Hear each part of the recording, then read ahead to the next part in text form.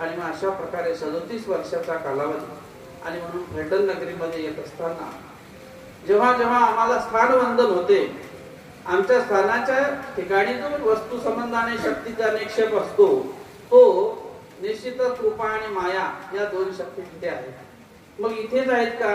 सगळ्या स्थानाच्या ठिकाणी त्या शक्तीचा निक्षेप असतो, परंतु ज्या स्थानाचं महात्म्य हे त्याच स्थानाला असते. स्थान महात्म्य हे या स्थानाचं महात्म्य दुसऱ्या स्थानाला जाऊ शकत नाही. म्हणून आमची परंपरा स्थानवंदन तीर्थवंदन करण्याची.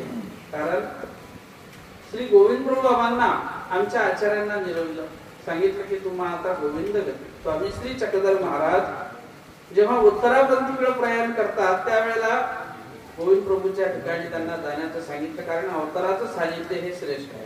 पण जेव्हा अवतार निघून जातात त्यावेळेला आमच्या स्वामींचे स्तुतिवाक्य आहे की आम्ही गेल्यानंतर मात्र आमचे ओटे गोटे जिथे जिथे असतील तिथे तुम्ही नमस्कार करा, त्याचं अवहेलन करू नका.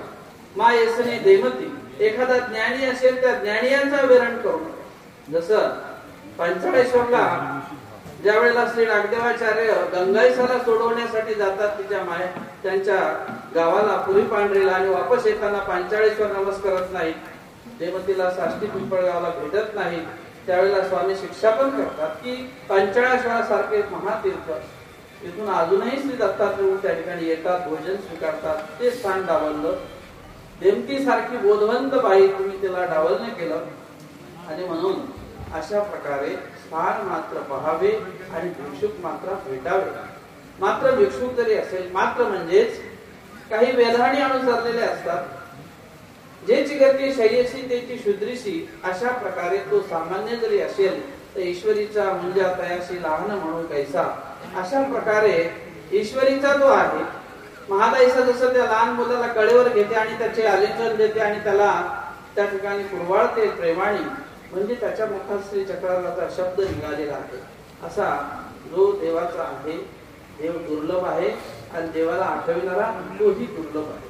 आणि म्हणून या परमप्रीतीच्या माध्यमातून निर्वैर सर्व भूतेषु हा जो गीतेचा संदेश आहे, किंवा आमच्या स्वामींचं जे काही श्रुती वाक्य, आमची सेवा भूता विरोधी करावी, चतुर्विध भूतग्रामा अभय द्यावे, अशा प्रकारे अंतःकरणामध्ये असलेला एक निर्गुणतेचा जो आपल्याला दिलेला स्वामींनी संदेश आहे.